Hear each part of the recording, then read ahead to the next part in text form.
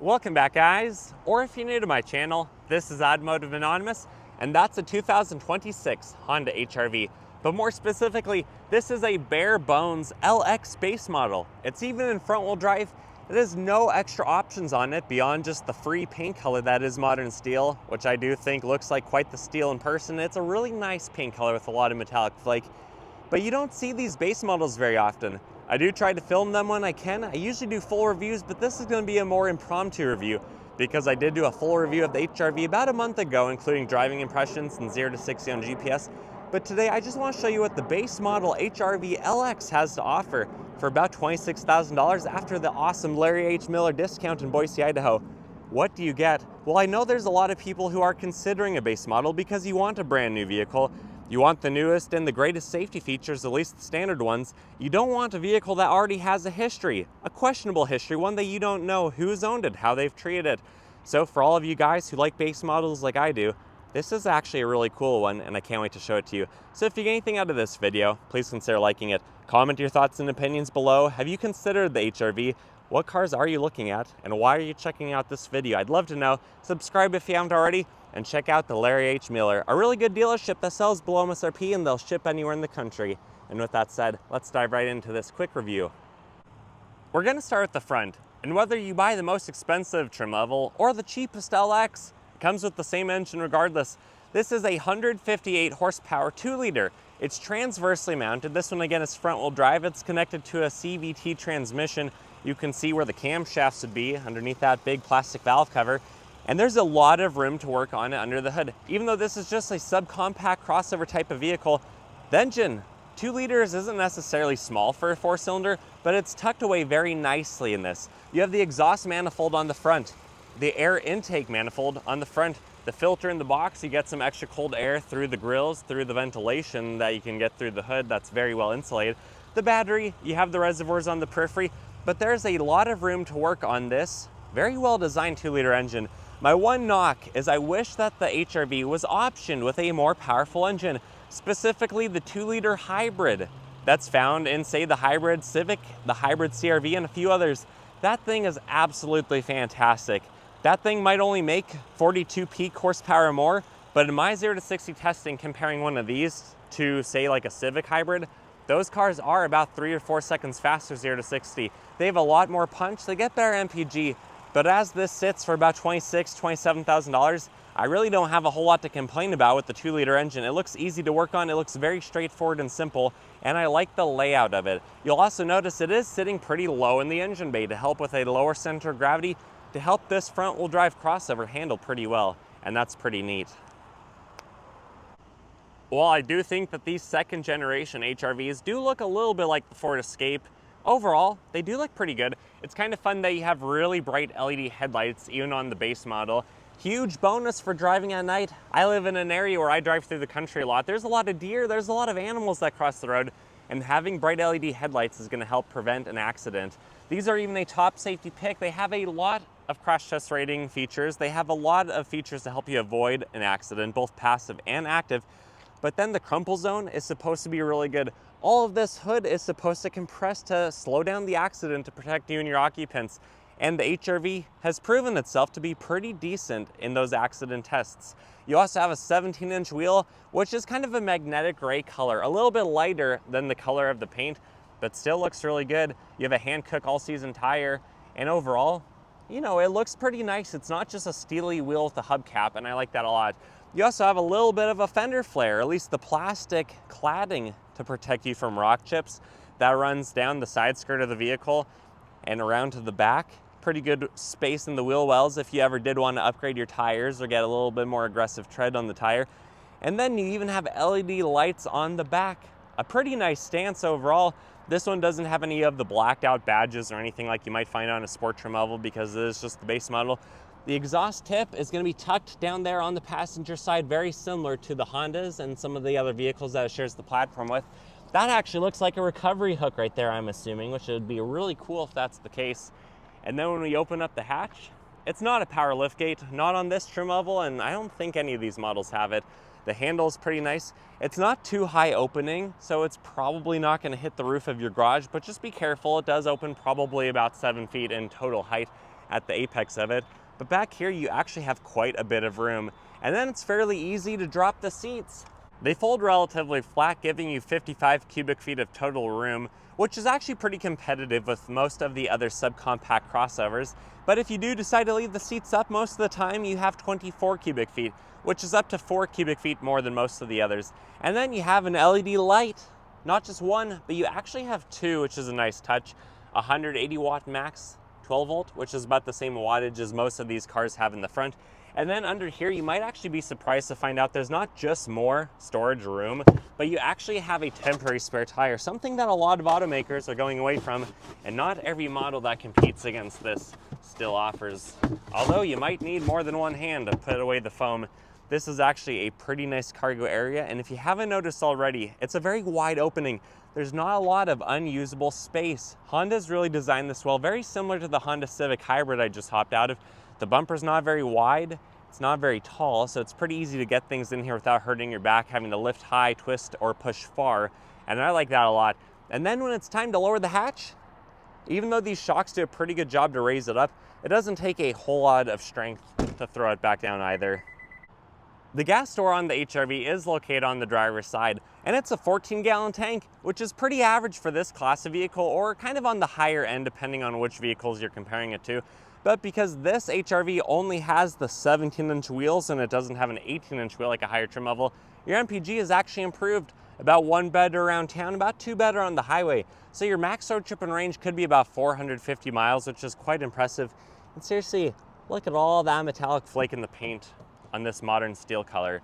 The door panel opens up fairly wide. It's one of the bigger opening door panels in the class. Something I emphasize and focus on a lot is because if you have a child safety seat or if you have a dog kennel, a big one, it's gonna be hard to get in here if the doors only open like that far. So the extra couple degrees makes a big difference. The materials are about what you'd expect for, a mid $20,000 car. They're gonna age well, but they're not necessarily the softest. Thankfully, Honda did put a little bit of effort into the armrest, so even the backseat occupants aren't going to suffer too much. You have a nice big speaker there, and the Moroni sticker actually fits pretty nicely on the overall surface area of the window, so you have good visibility on this subcompact crossover. You can have the extra window back here, but sitting behind myself, I'm kind of curious to see how I fit.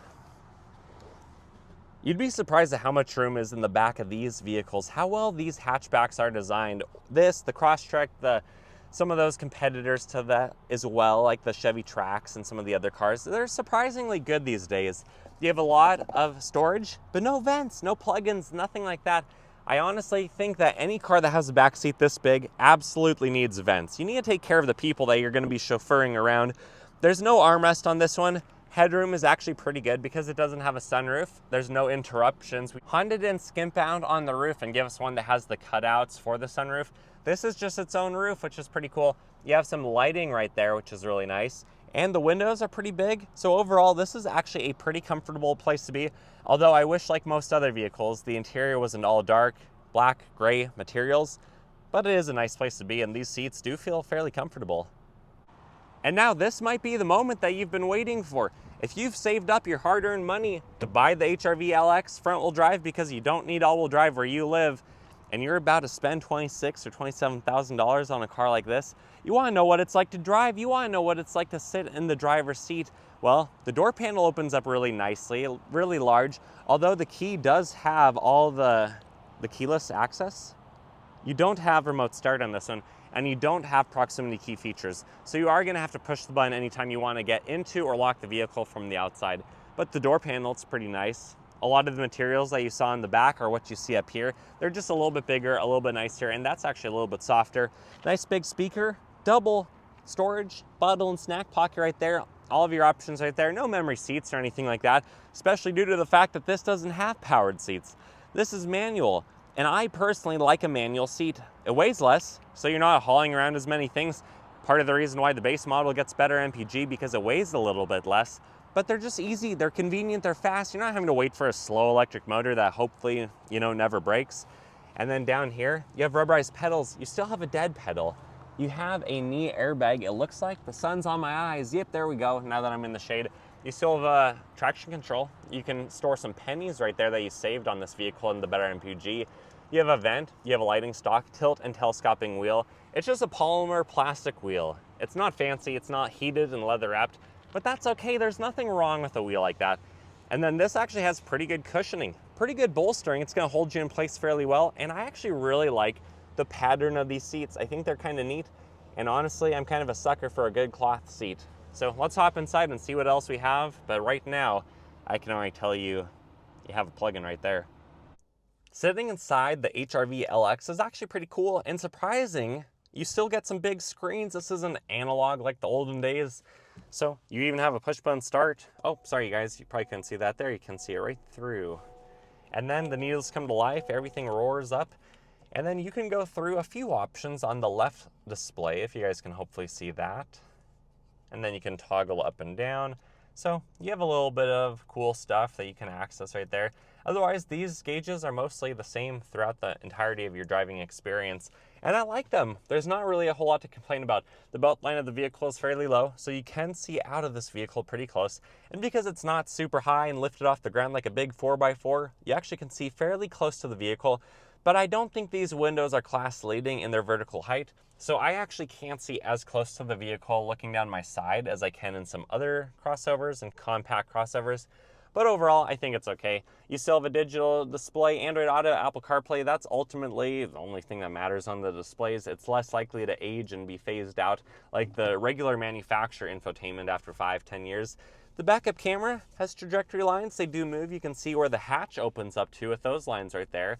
The clarity is not fantastic, but it's like a lot of other Hondas. Because the screen's big enough and the clarity is overall good enough, you can see everything you need. You're not really missing out from having a higher resolution screen or camera. And then you have physical HVAC controls, which I love. Of course, there's no heated or ventilated seats or anything like that, but it has physical vents. I love all of those features. And then you have some plugins down there. Even has a wireless charger on the base model. That's not even something you have to pay a couple $100s for, which is a good thing because in my experience, at least with a phone in a phone case, these things usually don't work very well. I have not tried it on this platform, but in general, that's not something I want to pay for. You have some cup holders though in front of the shifter. That's a big knock, Honda. How am I gonna fit a gallon-sized drink in that without hitting the dashboard? So you might have to be reasonable. You might have to drink a regular-sized drink and not a child-sized drink. Like actually as big as a child, like a reference to a show I saw one time. Anyways, you have your different drive modes. Normal, Econ, and Snow, it appears. Snow is not going to give you all-wheel drive, but it is going to give you some better transmission and engine tuning to manage the throttle and to help you be less likely to spin out and lose control. You have an electronic parking brake, auto vehicle hold, and I actually just love that you can actually reach through here, hold your neighbor's hand, or you could just store some stuff, maybe some Skittles. You guys could share a bag. And then the center console, it's kind of weird, this button, but it's also kind of characteristic and unique of this vehicle. And then up top, you don't really have a lot to talk about. Oh my goodness, Honda is even giving you LED lights on the base model, but there's no light right there, so there's not even a halogen that I can knock it for. So kind of funny, kind of interesting, but overall, me and the backpack are having a pretty good time. It seems like the AC works pretty well in the HR-V. And with that said, let me hop out and we'll wrap up this video. If you guys have made it to the end, thank you for watching. This has been kind of just an impromptu one-take video review, mostly a walk around of the HR-V LX. I honestly was just really personally interested to drive this vehicle. I never see base models from Hondas. Not very often do you actually see an LX badge and LX trim level.